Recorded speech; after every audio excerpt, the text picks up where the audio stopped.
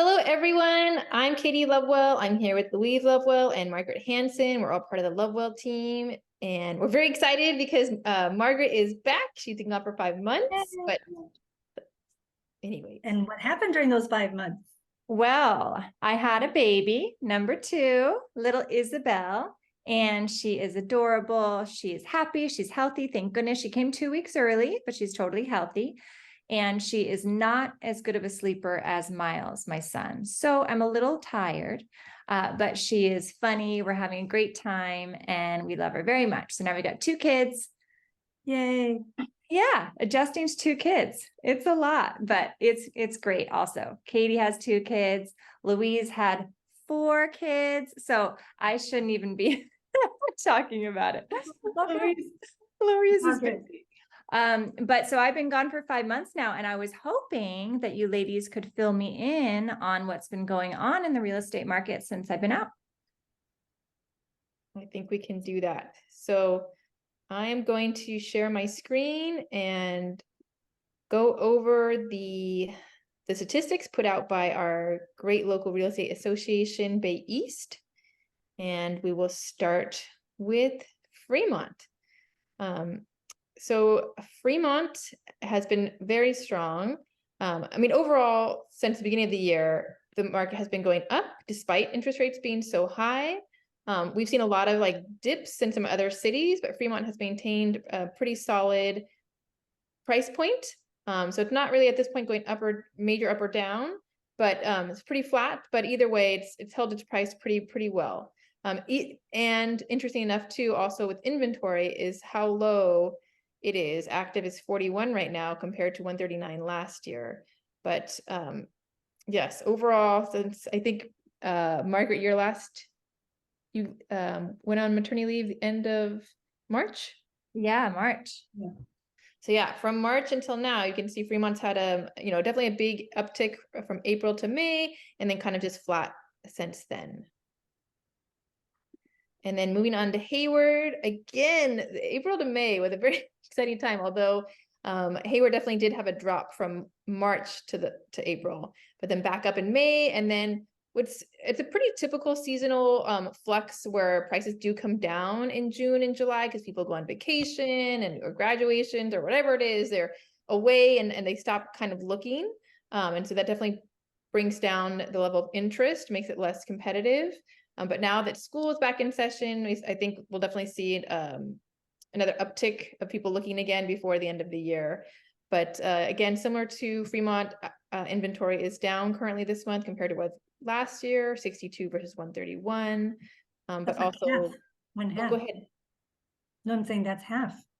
Yeah, definitely less. But again, what we're experiencing a lot from buyers is, interest rates are up and they're interested, but it's really affecting how much they can afford. So even though the inventory is so down, prices can only go up so much because there's only so many people who can afford these prices. All right, so that was Hayward. San Leandro, again, had a big jump from April to May, then like a seasonal June, July went down. Now we see prices coming back up. And inventory is also about half of what it was last year, 32 compared to 70. Castro Valley, again, didn't really have the same dips as everyone else, but from March went up, a little bit of a dip from April to May, and then again a dip from June to July, and now it's looking a little flat right now. And again, inventory is less than half, 22 active compared to 65 last year. Like 1/3. Yeah. And then Alameda, March to April, an increase, a little bit of a decrease from April to May. And then it actually did the opposite. Most cities went down June, July. It continued going up in June, but then came down July, and now it's looking a little flatter. And inventory also half, 20 right now versus 42 last year. And Berkeley, I think I'm missing Oakland. I'll have to come back to that. Is similar. Definitely an increase. Well, February to March went down, but then March to April went up until it got to June. And then prices have been kind of steadily coming down since June, which again, now that school's back in session, we may see a turnaround of that. Inventory is not as drastically different. Which maybe is why why prices are going down, because there's more options, or can't think of the word that I want to say, respectively, or prospectively from last year, but active is 43 compared to 56 last year. And let me see if I can find Oakland really quick. Bear with me. Yeah, you can see what I do. Wee. Okay. Okay, here we are, Oakland. Oakland, similar to others. Well, I guess a lot of others went up March to April, but this one went down from March to April, but then back up in May. But then once June hit, started going down. And inventory is also not too far off, similar to Berkeley. Active is 339 compared to 434 last year. So it's off, but not as extreme as some of the other cities.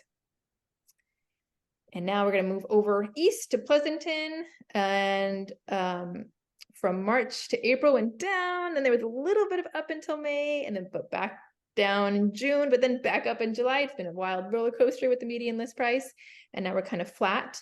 And inventory is 31 right now compared to 80 last year. And then out to Livermore, again, these little bumpy roller coaster. So up March to April, down in May, back up in June, which is a little bit opposite of others, but down in July, but then back up. Everyone's like, oh, Livermore's more affordable or something. Compared to many cities around it, it is one of the most affordable in the Tri-Valley area. But inventory is definitely way down, 42 last month compared to 134 last year. So that is what I have to share. Louise, what would you like to share about what you've seen the past 5 months or so? So I guess what I'm seeing is last month we had Bill with us, the loan officer, and the interest rates are definitely, they used to be hovering like just a little bit below 7, but now they're like, depending on your credit score and everything else, they're more like around between 7 and 7.5. So Katie, what you said was right, that it's definitely affecting what people can afford, because on our last 2 sales, I remember talking to different agents, and the agent said, based on the interest rate, this is what we can do. And so some of them, they couldn't go beyond a certain threshold. So that's one thing. And then the second thing is that insurance, homeowners insurance has become very difficult. In fact, we almost should, with our listings, almost in the beginning, make sure that the buyer's agent gets the insurance policy, I don't know, within the first week or something, because insurance is difficult. We had one client that bought a home in San Leandro for his son. It was going to be a rental for his son. He got turned down by like 3 or 4 different insurance companies, like State Farm, AAA, Farmers. Finally, we found a company through the central marketing meeting that I would have never guessed, never even heard of, called Bonanza. I would have never guessed that they did it, but they saved the day. They came through, they did the insurance. So I remember one of the insurance agents said, make sure that whatever property your clients buy, that the roof is good, because the insurance company are sending drones around. And if they see that the roof isn't good, they've had cases where the insurance company pulled the insurance. So that would not be good, because if they pull the insurance and you go to whatever the insurance company have, it's going to be double or triple whatever your cost was. So it seems like those 2 things are a little bit, which I call it the scary thing. And the other thing is, it seems like the buyers that do make the offers are a little bit, wouldn't you agree, Katie, fussy, picky, like, they really want things to look good. So those days of, we're selling the houses as is, but if that doesn't look good, the buyers are going to either pass it by or expect some big credit, I guess, in the price or something. And I think more and more buyers want things that are remodeled and turnkey. There are still buyers who are happy to take on a project and make it their own, but I don't feel they're as common. So that's definitely a misnomer. Sometimes sellers are like, but they're going to remodel everything. And you're like, not, but you're definitely like, yes, there are some buyers who will do that, but you're definitely going to shrink your buyer pool. So,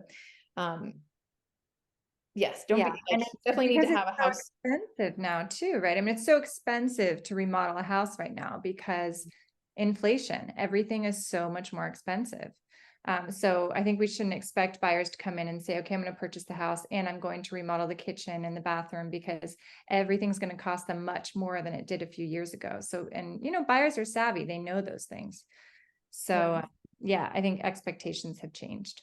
Right. So for a seller too, to be cognizant of your price, like, you know, if you want to sell a house, you probably don't want to take on any major projects before you sell it, but you may need to make sure that you're thinking about your price accordingly. You cannot sell it for top of the market when you know it needs everything. So. Yeah, Thanks. and that's interesting what you said about the insurance, Louise. You know, we know that insurance companies sometimes will either send someone out or drones or something to look at the property. And I have heard the same thing about roofs, that is very important. So that's something for buyers to know, a little tidbit of knowledge. You know, go in there and look at that. And if it's worrisome or if it's not to your liking, use that as a negotiating tactic, whatever you need to do. Because it is something to think about. The insurance companies are wary right now. And so if they're writing policies, they're being more careful than they were before. That's for sure.